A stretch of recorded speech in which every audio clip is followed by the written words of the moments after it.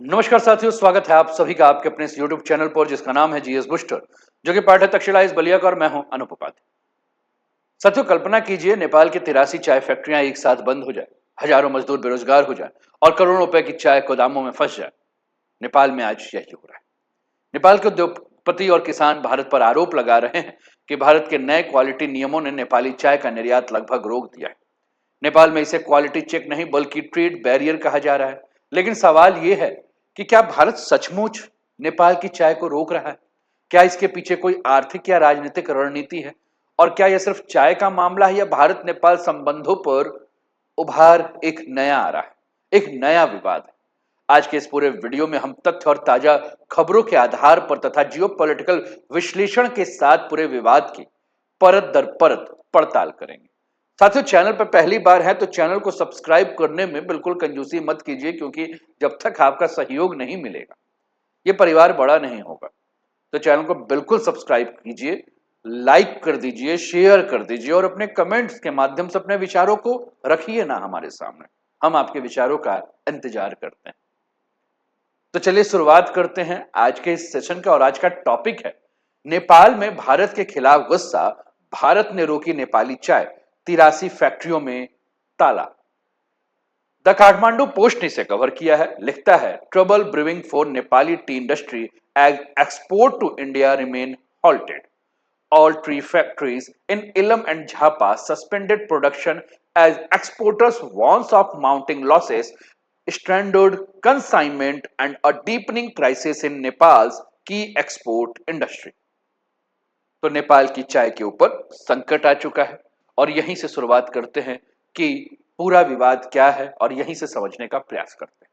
साथियों, आज 19 जून 2026, 18 जून 2026 को नेपाल के इलम और झापा जिलों के सभी 83 चाय फैक्ट्रियों ने उत्पादन बंद करने का फैसला किया है। यह नेपाल के चाय उद्योग के इतिहास में एक बहुत बड़ा कदम माना जा रहा है। स्थिति इतनी गंभीर हो गई है कि नेपाल टी प्रोड्यूसर एसोसिएशन के अध्यक्ष हैं, नाम है इनका आदित्य पराजुली। ये सीधे काठमांडू जाके सरकार से आग्रह कर रहे हैं कि सरकार इसमें हस्तक्षेप करे। नेपाल के चाय उत्पादकों का आरोप है कि मई 2026 से भारत ने नेपाली चाय के आयात पर नई गुणवत्ता जांच प्रक्रिया लागू कर दी है। पहले नेपाली चाय भारत पहुंचते ही बाजार में बिक्री के लिए उपलब्ध हो जाती थी, लेकिन अब हर खेप का लैब टेस्ट होगा, सैंपलिंग होगी, रिपोर्ट आने में 14 से 25 दिन तक लग सकते हैं। और सबसे बड़ी बात है, रिपोर्ट आने तक चाय की बिक्री नहीं हो सकती। और यहीं से संकट की शुरुआत हुई। नेपाली उद्योग के अनुसार लगभग 1000 टन चाय नेपाल में ही फंसी हुई, जबकि करीब 300 टन चाय भारत के सीमार गोदामों में अटकी हुई। नतीजा ये हुआ है कि हजारों किसान और मजदूर भुगतान का इंतजार कर रहे हैं। फैक्ट्रियों में नकदी प्रवाह रुक गया है और पूरे उद्योग को करोड़ों रुपए के नुकसान का खतरा जो है वो बना हुआ है।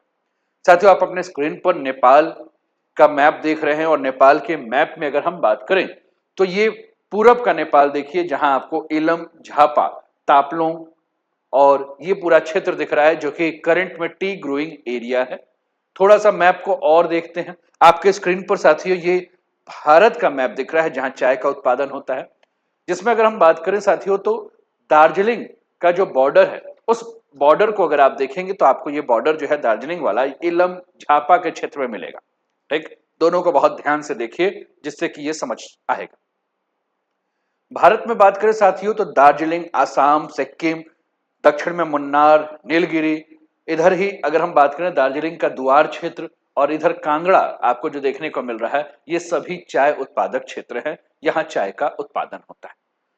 तो नेपाल में ये कहा जा रहा है कि भैया क्वालिटी चेक या ट्रेड बैरियर के नाम पर जो है वो रोक दिया गया है, जिसके चलते 1000 टन चाय, नेपाली चाय जो है फंसी हुई है और 300 टन चाय जो है वो भारत के सीमा और गोदामों पे अटकी हुई है, जिससे पैसे की प्रॉब्लम आ रही है, नुकसान बहुत ज्यादा हो रहा है। और यही वजह है कि नेपाल इस मुद्दे को केवल व्यापारिक समस्या नहीं बल्कि राष्ट्रीय आर्थिक संकट के रूप में जो है वो देख रहा है। अब सवाल है सबसे बड़ा कि भारत क्या चाह रहा है। साथियों, जो सवाल उठ रहा है कि भारत का पक्ष क्या है, दिलचस्प बात यह है कि भारत इस पूरे मामले को व्यापारिक प्रतिबंध मानने से इनकार कर रहा है। भारत का कहना है कि यह कदम किसी विशेष देश, खासकर नेपाल को निशाना बनाने के लिए नहीं उठाया गया, भारत के अनुसार आयातित चाय की गुणवत्ता सुनिश्चित करना, मिलावट को रोकना और उपभोक्ताओं की सुरक्षा करना सरकार की जिम्मेदारी और इसी उद्देश्य से चाय की नई जांच प्रक्रिया को जो है वो लागू की गई। टी बोर्ड ऑफ इंडिया का सीधा तर्क यही है। टी बोर्ड ऑफ इंडिया क्या कह रहा है? वो सीधा तर्क यही दे रहा है कि यदि कोई खाद्य या कृषि उत्पाद भारत के बाजार में प्रवेश करता है तो उसकी गुणवत्ता की जांच होना स्वाभाविक है। इसलिए लैब टेस्ट, सैंपलिंग, गुणवत्ता प्रमाणन जैसी प्रक्रियाएं अंतर्राष्ट्रीय व्यापार में समान व्यवस्था का एक हिस्सा है। भारत ये भी कह रहा है कि नियम केवल नेपाली चाय पर नहीं बल्कि सभी आयातित चाय के ऊपर जो है वो लागू है। यानी भारत की नजर में कहीं भी अगर हम बात करें तो भारत की नजर में कोई ट्रेड रेस्ट्रिक्शन नहीं बल्कि क्वालिटी एश्योरेंस मैकेनिज्म है। लेकिन यहीं पर विवाद खड़ा हो जाता है। नेपाल का आरोप है कि नियम भले ही सभी के लिए हैं, लेकिन सबसे ज्यादा असर अगर किसी पे पड़ रहा है तो नेपाली चाय के ऊपर पड़ रहा है। इसलिए काठमांडू में इसे क्वालिटी चेक नहीं बल्कि नॉन टैरिफ बैरियर यानी ऐसा व्यापारिक अवरोध माना जा रहा है जो सीधे शुल्क बढ़ाए बिना व्यापार को धीमा या महंगा बना देता है। और यहीं से विवाद केवल चाय के कारोबार का नहीं बल्कि व्यापारिक विश्वास और भारत नेपाल संबंधों का मुद्दा बन जाता है। प्रश्न यही है कि नेपाल इतना परेशान क्यों? साथियों, नेपाल इस मुद्दे पर इतना चिंतित इसलिए है क्योंकि नेपाल के चाय उद्योग की आर्थिक अहमियत जो है इसी में छुपी हुई। नेपाल का चाय उद्योग केवल एक कृषि क्षेत्र नहीं बल्कि हजारों परिवारों के आजीविका का जो है वो आधार है। नेपाल में हजारों परिवार इसी के ऊपर जो है वो निर्भर है। आंकड़ों पर अगर नजर डालें तो नेपाल हर साल लगभग 27,000 टन चाय का उत्पादन करता है। इसमें से करीब 8,000 टन प्रीमियम ऑर्थोडॉक्स चाय और लगभग 19,000 टन सीटीसी चाय शामिल है। पूरे उद्योग का वार्षिक कारोबार 12 से 14 अरब नेपाली रुपए के बीच माना जाता है। और सबसे महत्वपूर्ण बात यह है कि नेपाल हर साल 5 अरब नेपाली रुपए से अधिक का चाय केवल भारत को निर्यात करता है। यानी भारत सिर्फ एक पड़ोसी देश नहीं बल्कि नेपाली चाय उद्योग का सबसे बड़ा ग्राहक और सबसे बड़ा बाजार है। इसके अलावा इस उद्योग में लगभग 60,000 लोगों को प्रत्यक्ष और अप्रत्यक्ष जो है वह रोजगार मिलता है। इसमें किसान हैं, बागान में काम करने वाले मजदूर हैं, फैक्ट्री के कर्मचारी हैं, ट्रांसपोर्टर हैं और निर्यातक सभी इस प्रक्रिया में जो है वो शामिल है। आपके स्क्रीन पर साथियों ये नेपाल टी एक्सपोर्ट रूट दिख रहा है। भारत के लिए नए टेस्टिंग नियमों का असर कहां पड़ा है? तो आप देखिए काठमांडू जो कैपिटल है, इलम में ऑर्थोडॉक्स टी, झापा में सीटीसी टी फैक्ट्री है। यहां से अगर हम बात करें तो आप देखिए काठमांडू से अगर हम इलम की बात करें और इलम से झापा की बात करें तो ये इलम झापा होते हुए ये आपका नेपाल इंडिया ट्रेड गेटवे है जिसका नाम है ककर भिट्टा जो कि इस स्थान पर आपको देखने को मिलेगा। और यहां ककर भिट्टा से होते हुए वेस्ट बंगाल में जगह है जिसका नाम है पानी टंकी। यहां से होते हुए सिलीगुड़ी होते हुए टी ऑक्शन और इंडियन मार्केट में जो है वह नेपाल के चाय पहुंच रहा है। अब जो नए रूल हैं उस नए रूल से जो है वो क्या हुआ है, बहुत ज्यादा इलम और झापा इस क्षेत्र में जो चाय उत्पादन होते हैं वो बहुत ज्यादा जो है वो अफेक्टेड हो गए हैं।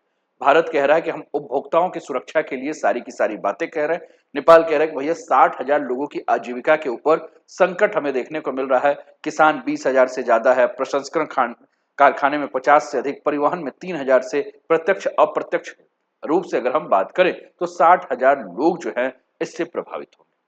अब आप समझ सकते हैं कि जब भारत में चाय की बिक्री धीमी पड़ती है या निर्यात की प्रक्रिया रुक जाती है तो इसका असर केवल व्यापारियों तक सीमित नहीं रहता।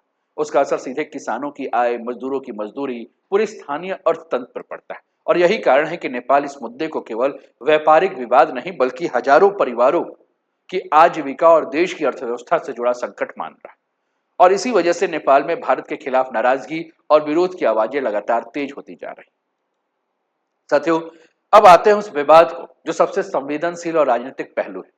नेपाल के चाय उत्पादकों और उद्योग संगठनों का आरोप है कि इस पूरे विवाद के पीछे केवल गुणवत्ता जांच का मुद्दा नहीं है। उनका कहना है कि भारत के पश्चिम बंगाल और दार्जिलिंग क्षेत्र के चाय उत्पादक लंबे समय से नेपाली चाय को अपनी प्रतिस्पर्धा के रूप में देखते हैं। और आखिर इसलिए ऐसा होता है कि ऐसा इसलिए होता है क्योंकि नेपाल की चाय, विशेषकर ऑर्थोडॉक्स चाय, अंतर्राष्ट्रीय बाजार में अच्छी गुणवत्ता के लिए जानी जाती है। साथ ही इसकी कीमत कई बार भारतीय चाय की तुलना में अपेक्षाकृत काफी कम होती है। नेपाली उत्पादकों का दावा है कि सस्ती और प्रतिस्पर्धी नेपाली चाय के कारण भारतीय उत्पादकों पर दबाव बढ़ता है। इसलिए समय समय पर ऐसे नियम लागू किए जाते हैं जो नेपाली चाय के बाजार पहुंच को कठिन बना देते हैं। नेपाल में कई उद्योग संगठन ये भी आरोप लगा रहे हैं कि पश्चिम बंगाल और दार्जिलिंग की चाय लॉबी के दबाव में भारत बार बार नई नियामक प्रक्रियाओं को लागू कर रहा है। हालांकि महत्वपूर्ण बात समझना बहुत ज्यादा जरूरी है कि भारत सरकार ने कभी भी आधिकारिक तौर पर इस आरोप को स्वीकार नहीं किया है। भारत सरकार यही कहता है कि उसका उद्देश्य केवल गुणवत्ता मानकों को लागू करना और उपभोक्ताओं के हितों की रक्षा करना है। लेकिन राजनीति में केवल तथ्य ही नहीं, धारणाएं भी बहुत मजबूत होती है। नेपाल में अब धीरे धीरे धारणा मजबूत हो रही है कि आर्थिक हितों की रक्षा के लिए व्यापारिक नियमों का इस्तेमाल किया जाए। और जब किसी आर्थिक मुद्दे के साथ राष्ट्रीय भावना और पड़ोसी देशों के रिश्ते जुड़ जाते हैं तो मामला केवल व्यापार तक सीमित नहीं रहता साथियों। यहीं से यह विवाद आर्थिक बहस से निकलकर राजनीति और कूटनीतिक बहस का हिस्सा बन जाता है। अब इस पूरे मामले को केवल चाय के नजरिए से नहीं देखते, भू राजनीति के नजरिए से देखेंगे। भारत नेपाल चाय का सबसे बड़ा बाजार है। भारत को चाय निर्यात 2023 में 1280 करोड़ का हुआ था। कुल निर्यात का 85% भारत हुआ था। भारत में नेपाली चाय की मांग जो है लगातार बढ़ रही थी। तो भारत का सबसे बड़ा बाजार होने के कारण है भौगोलिक निकटता, कम परिवहन लागत, उच्च मांग और खपत, ऐतिहासिक व्यापारिक संबंध और गुणवत्ता और विकास जो है वो हमें देखने को मिलता है। नेपाल का आरोप चाय लॉबी का दबाव जो है पड़ रहा है, जिसके चलते भारत सरकार इस प्रकार से नहीं है। साथियों, नेपाल की चाय और भारत की चाय में एक तुलना है, आप अपने स्क्रीन पर जो है वो देखिए। नेपाल की चाय की अगर हम बात करें तो ये प्रमुख क्षेत्र है इलम, पांचथर और धनकोटा। भारत में दार्जिलिंग, असम, नीलगिरी और दुआर्स है। अगर हम बात करें तो ये 1000 से 2200 मीटर की ऊंचाई पर होते हैं और दार्जिलिंग क्षेत्र की बात करें तो लगभग 600 से 2000 मीटर की ऊंचाई पर हो रहे हैं। ऑर्थोडॉक्स नेपाल की चाय की प्रमुख चाय है। भारत में ऑर्थोडॉक्स और सीटीसी दोनों है। स्वाद की बात करें तो हल्का, फ्लोरल और मस्कटेल है। दार्जिलिंग हल्का है, असम गाढ़ा व माल्टी। उत्पादन बात करें तो नेपाल की अपेक्षाकृत कम है। भारत की बात करें तो विश्व के सबसे बड़े उत्पादकों में से एक। कीमत में बात करें तो नेपाल की चाय अक्सर भारत की चाय के तुलना में सस्ती है। भारत की चाय ब्रांड वैल्यू के कारण महंगी और साथ में जीआई टैग दार्जिलिंग चाय को मिल गया है, तो इसलिए थोड़ा सा इसका वैल्यू और ज्यादा है। नेपाल की चाय यूरोप, अमेरिका और जापान में, भारत विश्व भर में निर्यात करता है। अगर ब्रांड की बात करें तो नेपाल की चाय अब उभरती हुई ब्रांड है और भारत की चाय स्थापित वैश्विक पहचान जो है वो आपको दिखती। तो नेपाल की चाय और भारत की चाय के बीच का ये तुलनात्मक आपके स्क्रीन पर जो है वो चार्ट दिख रहा है। चाय की प्रतिस्पर्धा या व्यापारिक राजनीति, इसको भी हमें समझना है। तो हमने कहा कि भू राजनीति के हिसाब से समझते हैं। असल में ये विवाद चाय से कहीं बड़ा है साथियों। यह नेपाल के उस संरचनात्मक कमजोरी को उजागर करता है जिसके बारे में काठमांडू में वर्षों से चर्चा होती रहती है। और वो कमजोरी है भारत पर अत्यधिक आर्थिक निर्भरता। नेपाल साथियों एक लैंडलॉक कंट्री है, इससे समुद्र तक उसकी सीधी पहुंच नहीं है, इसलिए अंतर्राष्ट्रीय व्यापार का बड़ा हिस्सा भारतीय बंदरगाहों और भारतीय ट्रांजिट मार्गों से गुजरता है। सिर्फ व्यापार नहीं बल्कि पेट्रोलियम उत्पादों की आपूर्ति की बात करें, दवाइयों की उपलब्धता की बात करें, रोजमर्रा के कई आवश्यक वस्तुओं की बात करें, यहाँ तक बिजली व्यापार का बड़ा हिस्सा भी भारत से जुड़ा हुआ है। और यही कारण है कि जब भी भारत नेपाल व्यापार में कोई व्यवधान आता है तो उसका असर नेपाल की अर्थव्यवस्था पर बहुत तेजी से दिखाई देता है। बात करें 2015 के नाकाबंदी विवाद की, तो उससे लेकर आज तक अगर हम बात करें तो नेपाल के नीति निर्माताओं ने बार बार ये बात दोहराई है कि देश को अपने आर्थिक विकल्प बढ़ाने होंगे। और इसी सोच के तहत नेपाल पिछले कुछ वर्षों से डाइवर्सिफिकेशन स्ट्रेटजी पर काम कर रहा है। नेपाल चाहता है कि उसके उत्पादों के लिए चीन में बड़ा बाजार बने, यूरोप में निर्यात बढ़े, खाड़ी देशों तक उसकी पहुंच मजबूत हो, भारत पर निर्भरता धीरे धीरे कम हो। लेकिन यहाँ वास्तविकता और रणनीतिक रूप से बहुत बड़ा अंतर जो है वो दिखाई दे मिलता है। भूगोल, परिवहन लागत, खुली सीमा और ऐतिहासिक व्यापारिक संबंध के कारण भारत आज भी नेपाल का सबसे बड़ा और सबसे सस्ता, सबसे सुलभ बाजार बना हुआ है।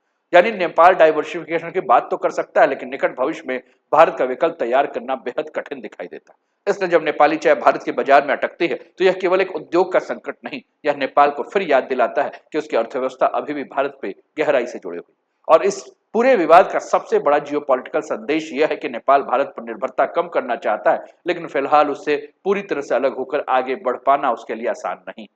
अब इस पूरे विकल्प में अगर हम बात करें, पूरे इस घटना में बात करें, तो कहीं ना कहीं चीन जो है वो एक बहुत बड़ा जो है विकल्प बन सकता है।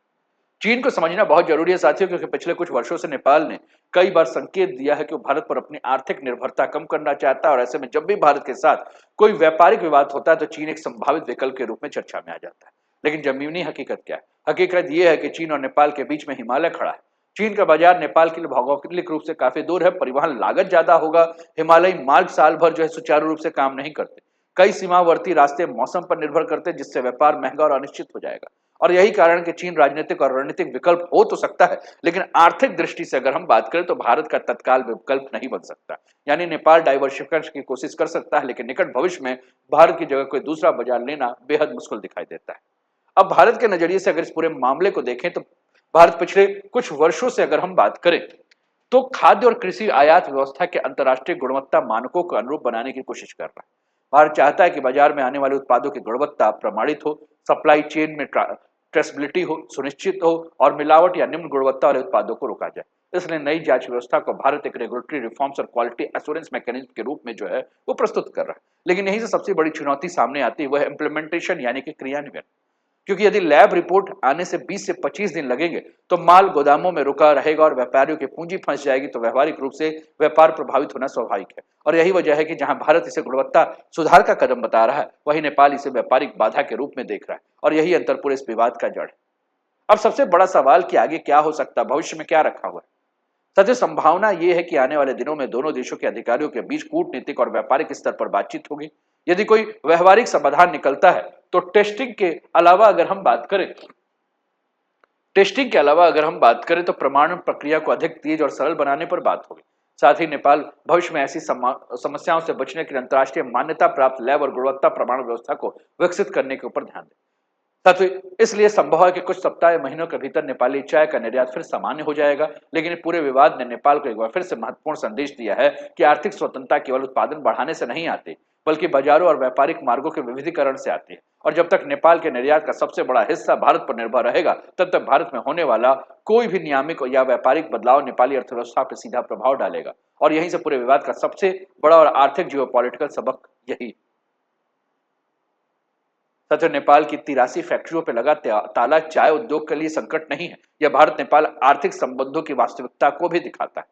भारत कहता है कि वह गुणवत्ता नियंत्रण कर रहा है, नेपाल कहता है कि व्यापार को रोक रहा है। सच्चाई शायद इन दोनों के बीच है, लेकिन एक बात स्पष्ट है, जब नेपाल के सबसे महत्वपूर्ण निर्यात क्षेत्रों में से एक भारत के ऊपर इतना निर्भर हो तब किसी भी नियम परिवर्तन का प्रभाव सीधे हजारों किसानों, मजदूरों और उद्योगों पर पड़ता है। और यही कारण है कि आज नेपाल में चाय केवल पेय नहीं, बल्कि नेपाल में अगर हम बात करें तो चाय राजनीति, अर्थव्यवस्था और भू राजनीति का एक बहुत बड़ा विषय जो है वो बन चुका है। उम्मीद करता हूं कि आपको ये वीडियो पसंद आया होगा, ये वीडियो समझ में आया होगा और आपके मन में ढेर सारे सवाल और ढेर सारे सवालों के जवाब भी आ रहे होंगे। तो फिर मोबाइल पर अपने उंगलियों को घुमाइए और अपने विचारों को कमेंट के माध्यम से हम तक पहुंचाइए। और बात अच्छी लगी हो तो इसे शेयर भी करें, बात अच्छी लगी हो तो इसे लाइक भी करें और अभी तक सब्सक्राइब नहीं किया तो सब्सक्राइब कर लीजिए, क्योंकि ये आप ही की बात है, आपके लिए ही हो रही बात। तो अपना ध्यान रखें, स्वस्थ रहें, मस्त रहें, तंदुरुस्त रहें, हंसते खेलते मुस्कुराते हुए जीवन का आनंद लें। जय हिंद, जय भारत।